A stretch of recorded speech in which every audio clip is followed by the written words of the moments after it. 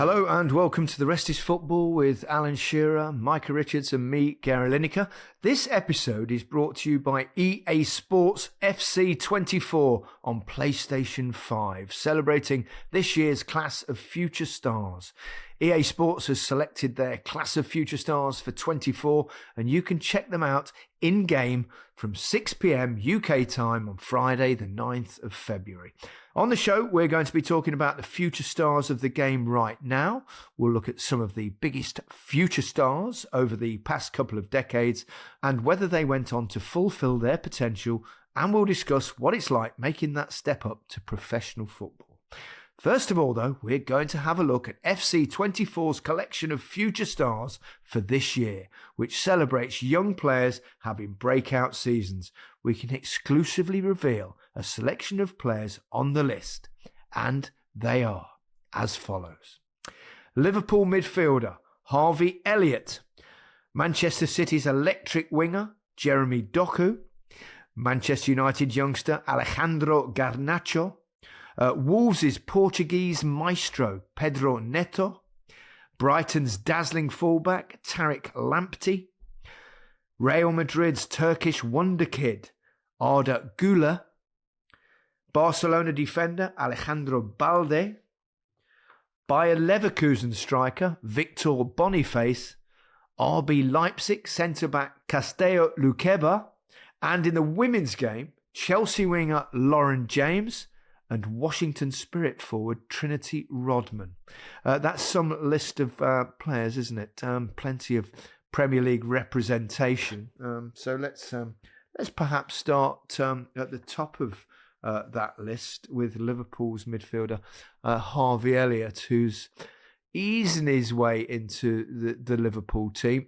He's been kind of a super sub for much of this season, but there's bags of talent there, isn't there, Alan? Oh, absolutely, yeah. And what he's done is, you mentioned him being playing a sub role. When he has come on, the number of games that he has affected, which is what you have to do. That's what the manager puts you on there, to either go and win a game or save a game. You're on there. You're being put on for a reason, and he's more than done his job, considering he's been around for a while, although he's still so young. So there's bags of talent in there, no doubt about it. Yeah, he's a quality player. I mean, when he was at Fulham, there's whispers around, who's this whiz kid?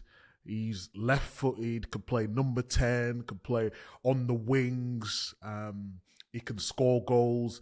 And then when he comes to Liverpool, like Alan said, he's got everything, but because he's sort of in a team which have been challenging for the Premier League, the Champions League, he's always going to be difficult. But now he's approaching, 100 games? 100 games for Liverpool? That is massive. And I really love him as a talent. I just hope he's got all the tools to go to the next stage, because sometimes it's very difficult when a team's constantly competing at the highest level, but I rate him so highly. I think he's got everything. And let's not forget he had that bad injury which kept him out a while, and he's come back from that even stronger. I want to move on to Jeremy Doku, obviously he's Manchester City's new addition. I'm going to big myself up a little bit. Oh, here we go. I found a tweet that I did on the 2nd of July 2021, and it was during the early stages of the Euros, and I did a tweet and it said, "Young Jeremy Doku is making me dizzy. There'll be a queue of clubs wanting a DocuSign." So there you go, 2021. You know your stuff, do you, Lineker? You see, 3 years ago. Hey, 2021. Where was he playing for then? What game did you see? I can't remember now which game it was, but there were a couple of games. I think he came on as sub in one. It was like, you thought, wow, so quick. And he was small, but like that low centre of gravity and the bursting pace and tricky skills. And that's why I said he's making me dizzy, because he was twisting players inside out. And you couldn't even read him from the studio, let alone on the pitch. Well, he's a quality player, isn't he? I mean, it's always difficult because my mate Grealish plays that left-hand side for Man City. And Doku can play either side as well. Does Jack hate Jeremy Doku? Same sort of relationship as me and Zabaleta, He can play either side. And I think in his first few games, everyone was like, wow, this guy is going to be absolutely incredible. And then obviously you got to learn Pep's system, when to release it, when to run in behind, when to come short. And I think his game is starting to mature as well. So I think he's got all the potential in the world. He's adapted very quickly and brilliantly, hasn't he, to Manchester City's way of play. Yeah, because a lot of the time we say, don't we, about how you're going to react, because the Premier League is very different. It is more physical, and it does take players, or some players, more time than others to get used to it. But he sort of came in straight away, didn't he? And also getting used to Pep's system, what Pep wants him to do in his team. So I think he's done really, really well. He is a box of tricks, isn't he? I mean, I'm not sure he knows which way he's going to go at times, so that makes it really difficult for the defenders, and he'd be really tough to mark. These things weren't around when I played Micah. Is it important for these young players to get this sort of notoriety with EA Sports? Some of my ratings have not been the greatest, to be honest. So, well, that's understandable. And even when I was at the real top of my game, I think they only give me something like a 81 card, 82 card. So basically, you get these cards and it's out. So you were overrated. Basically, it's out of 100, and they've got all the technical, tactical. So you might have shooting, you might have heading, you might have passing, you might have defending. All these different things are taken into consideration for this card. And yeah, if you don't get over an 85. But in terms of the players themselves, is it a big thing within the dressing room? 100%. If you come in and Zabaleta's got an 84... and I've got an 81. I'm thinking to myself, are you going through all the metrics? He's not quicker than me. He's not stronger than me. You know, he's passing. He's probably a little bit better, I'm not going to lie. And then he'd go through all these things. And so, yeah, people do take it deadly serious. Micah, your EA rating was like my school report. Must do better. Do you know what my last school report was from the headmaster? Go on. It was spends far too much time thinking about football. You can never make a living at that. Oh, hey, wrong. You can if you're any good, and a lot of these players are very good, including this young man, Alejandro Garnacho, 19 years old, joined I think the United Academy in 2020 from Atletico Madrid. He's got a lot of talent, hasn't he? And he did, of course, score that spectacular overhead kick that grabbed all the headlines, and quite possibly the greatest Premier League goal ever. Who knows? I was just about to say, even though we're just in February, it's probably safe to say he's going to get goal of the season, isn't he? Oh, I mean, it'll take some beating. It was weird, wasn't it? Because the week before, another exceptionally talented young man, he's not on this list, but I suspect he might be in a year or two. Michael Elise scored that wonderful goal where he cut in, juggled on the halfway line, beat someone, cut in, and then bent it in the top corner. I went, I think we just goal of the season. The next day, Garnacho does that. Wow, what a moment. I think he's already played 3 times for Argentina, Mike. He's got the potential to be anything that he wants to be. And the reason why I say that, not just because what he does on the field in terms of scoring great goals or the assists or some of his dribbling, is he come into a team which is heavily scrutinised in Man United, and he's one of the best players in that team. And a lot of people, when they wear that shirt, they can sink, but he almost plays up to the fact that he knows he should be at this level. And it's a similar thing with Kobe Mainu as well, where they just relish the task. And that's how I sometimes can define how someone's really, as long as they keep the feet on the ground, of course, there's so many different things that go into it, but just taking that responsibility, I think he could be whatever he wants to be. I think that's a really good point you make, Micah, in terms of the size of the football club, because it's really, really, really difficult to become a professional footballer at any football club, let alone probably one of, if not the biggest football clubs in the world, and having to handle that mentally, it's really tough for youngsters coming into the game. What would your best advice be to these young players, Alan, as someone that, I mean, I came through kind of slowly and later. I wasn't a young star. What would your advice be to these young men? What's the most important thing that they can do to guarantee, well, there's no ever any guarantees, but to give themselves the best possible chance to succeed? I think there's several things, Gary. Don't believe the hype. There's a reason why you've been given an opportunity. You're obviously very, very talented, but that's only half the job. Once you get to a certain age, 18, 19, 21, 22, there's still a long way to go. And I've always said you're only as good as your next game, because the rest of what's happened before, it's gone. That's finished.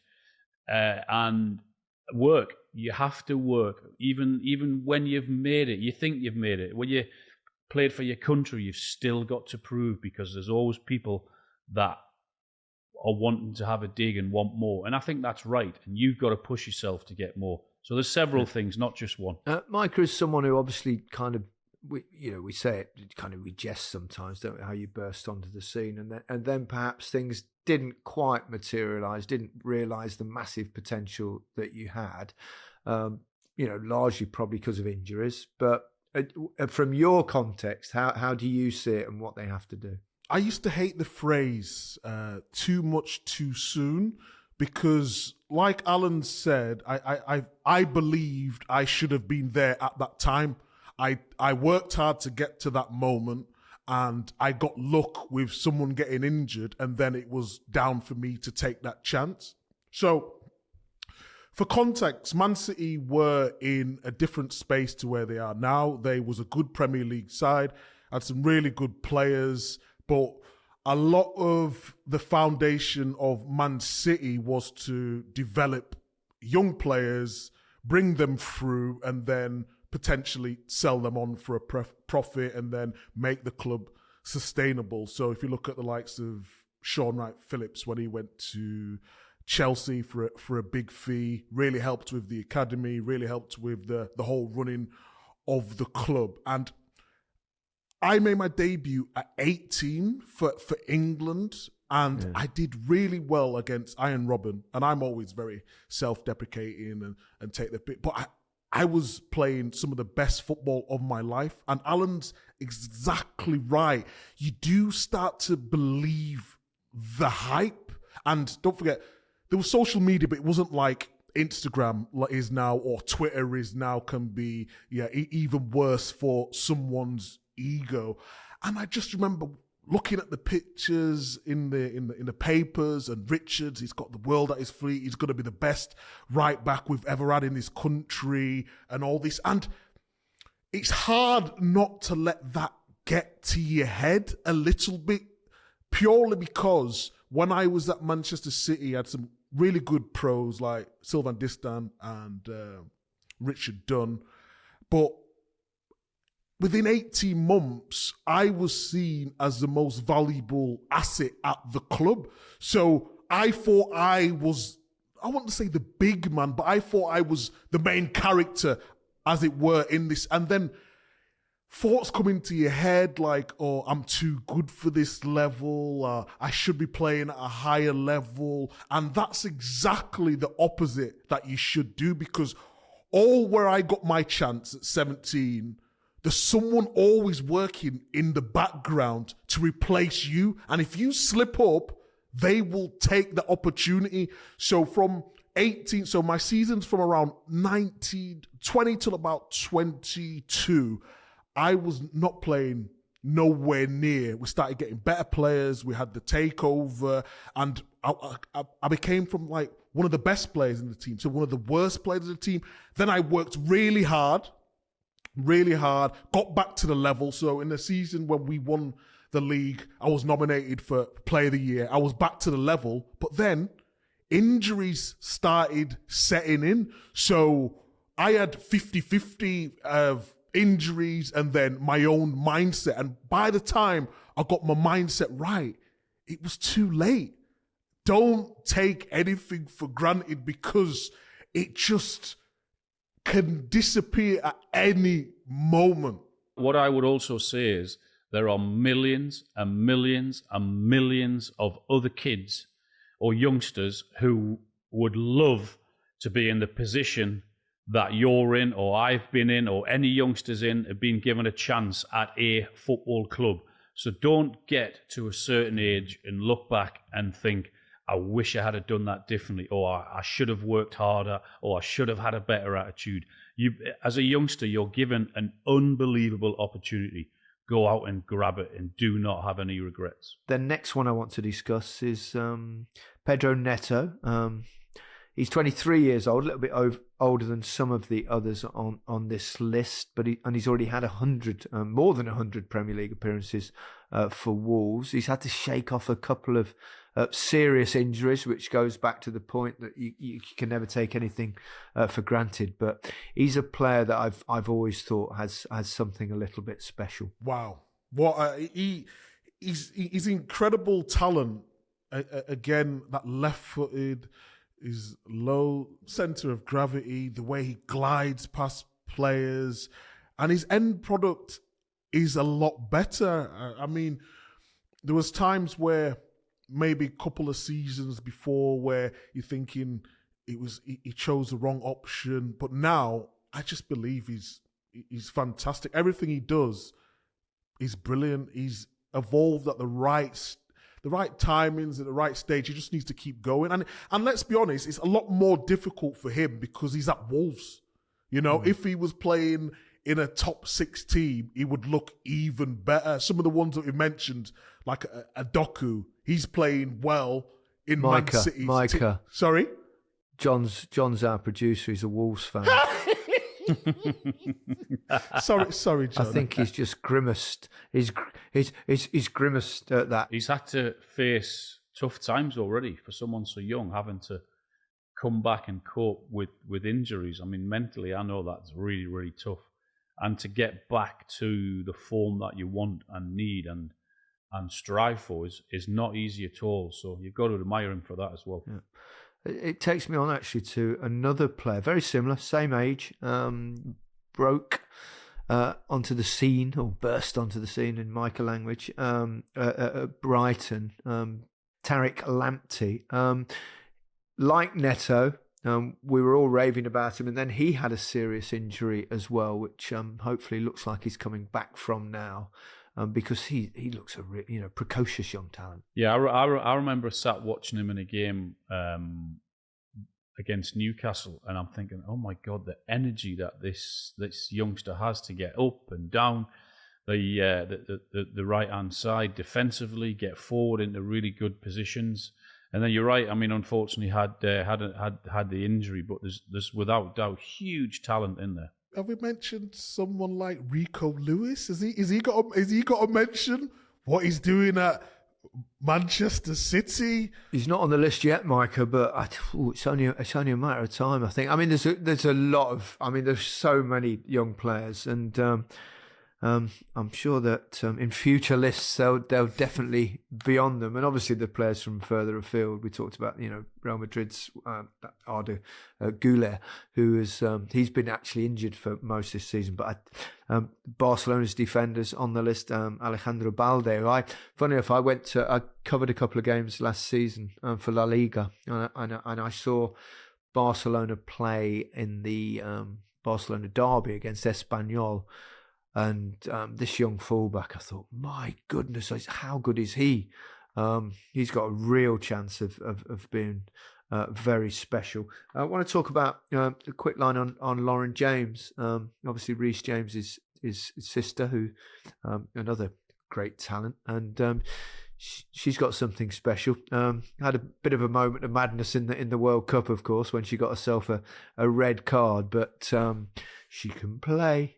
Oh my God. And we saw a hat-trick not so long ago from her as well, didn't we? She's ridiculous. Like, the way, it's mad because she can play in so many different positions. She can play left, right, up front, but she can play deeper midfield, dictating the game. Her technique is out of this world. Every time I watch the Chelsea this season, she's by far the best player on the pitch. Just the way she thinks as well. Like when at the timing when she shoots, some of the angles are not, but she backs herself that she could score. She's so good on the ball and she's strong. She's got absolutely everything. I think she's gonna be top 3.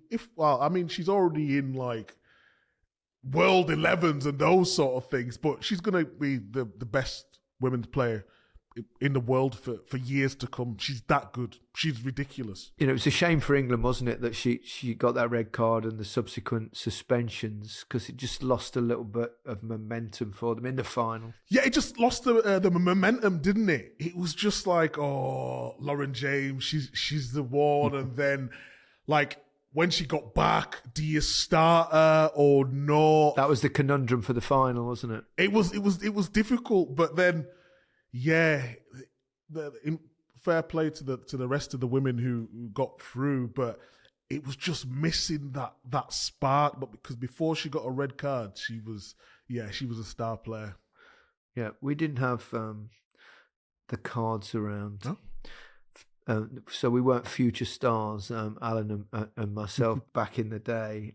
I mean, talk about make a quick start. You scored a hat-trick in your first game, didn't you, for Southampton against Arsenal, was it? I did, yeah. Hat-trick on my debut at 17. There was no time for me to get nervous because I only found out I was playing the morning of the game. I'd been scoring goals in the reserves and the youth team. And it was, just, you're in, Alan, you're playing, so... And I just went out and scored a hat-trick against Arsenal that afternoon. Gee, it was like... Did you know at that sort of age that you were going to be, well, slightly better than average, let's say? No, I always had the desire. I mean, when I went down to Southampton, I was by no means the best player in the group. In fact, I was probably mid to lower end if you're having a tiered system, but. I go back to me working, and I had a better attitude and I worked harder than anyone else, and I think that's what gave me the opportunity. Everyone needs a little bit of luck. Everyone needs an opportunity, but it's whether you actually go out and take it. I was fortunate enough to get mine. I took it, but then that's only the beginning. And the next season, I made my debut in the April. The next season, I didn't play as much as I wanted to. I certainly didn't score as many goals as I wanted to, so that was tough. But that sort of made me knuckle down and graft and work again, and that's what kept me going, and that's what made me into the goal scorer and one of the best, because I think I had a better attitude than anyone else. How have you got a better attitude? Where does that come from? Is that installed from parents? Is that, Yeah, I think so. I think all my family were workers. My dad was in a factory, clocked in at 6 a.m., clocked out at 5 p.m. and all of that. So I got the work ethic from all of my family. So if I hadn't have made it, it wasn't going to be for the want of trying or working or having the right attitude. I think I was very similar to Alan. I think Alan obviously... I think he started much younger in kind of scoring goals and hat-trick when he's 17, 18. But I didn't kind of make my debut till I was 18. But I was like Alan. I was kind of middle of the pack. Never, I always scored goals. I was always quick. But I was very small. Reached puberty very late. I always remember I didn't until 17. I used to hide in the showers. It was all a bit embarrassing. So, yeah, I was kind of a slower developer, which I think helped me. I think, sometimes if you're a bit of a superstar at 17, 18, that can in its own way be difficult for a young man to handle because, we're not, young men can be daft. But Yeah, I think I was the same, Alan. It was about my work ethic, the way I used to think about the game all the time, and I gave myself the best possible chance, I think, to succeed in that front. But there were so many players that I thought, oh, they're miles better than me when I was 16, 17, 18. But, I kept improving, and some of them didn't. I think we all know perhaps players that looked like they were going to be real superstars. Not necessarily from my time, but right throughout the game's history. And there's a few names that I can think of off the top of my head. Like Ravel Morrison, Jack Rodwell, Makeda, Jermaine Pennant, possibly Micah. Yeah, I mean it's a tough one really, because I played with Michael Johnson, who was going to be... People were saying he was a mix between Gerrard and Lampard, so he could tackle. That's a hell of a mix. He was tenacious, he could pass, but he could arrive in the box late. People at City were comparing him to Colin Bell. He's the best natural player they've seen since Colin Bell, is what they were saying at the time. For our younger listeners, Colin Bell was a wonderful footballer for Manchester City that could do a bit of everything in midfield. He was one of my favourite players, actually, when I was growing up. And he played for England as well. Wonderful player.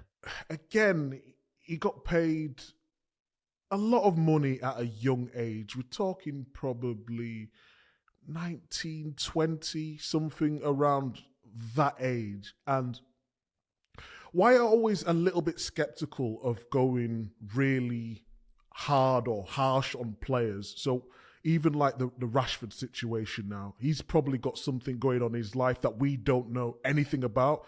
That's why we just stick to judging on the football side of things. And if he's disrupting the team, we have to call it as we see it. So we'll never go personal.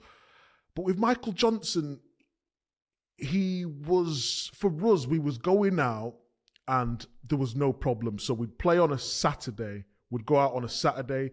Then there's a place called Birdcage in Manchester, which used to be on a Tuesday or Wednesday. Sometimes, yeah, I know. I didn't say the name, but those who were around at the time will know exactly what Birdcage was. And it was going out. We'd go to training the next day, whatever day that would be. And sometimes it would be the day before, like we'd have a day off the next day. And he'd be the best player. He was fitter. He was as strong as anyone, technically as good and everything. But then something happened where he got injured, and then when he returned, he wasn't the same player. So for those who don't know, whether you have a knee injury, a back injury, a hip injury, he had like a hip injury. So his sort of posture wasn't the same afterwards. So it was taking him a lot longer to do like basic things. So then he got back, wasn't really the same. He starts drinking, and then there's no way back for him as a footballer.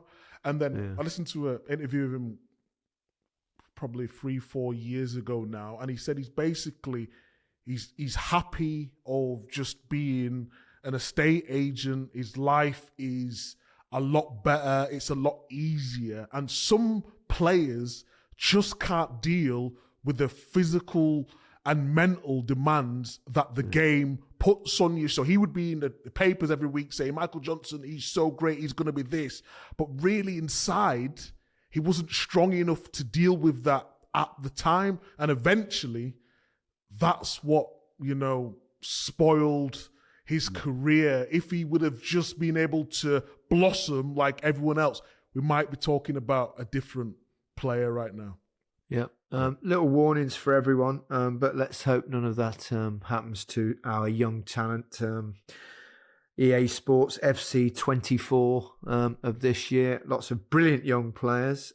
That's all we've got time for on today's episode of The Rest is Football. Don't forget to check out Future Stars in-game from 9th February in FC 24 Ultimate Team. Have a great couple of days, and we'll see you on Monday to review all the best action from the weekend. We'll see you then. Goodbye from me. Goodbye from me. Goodbye from me. Thank you.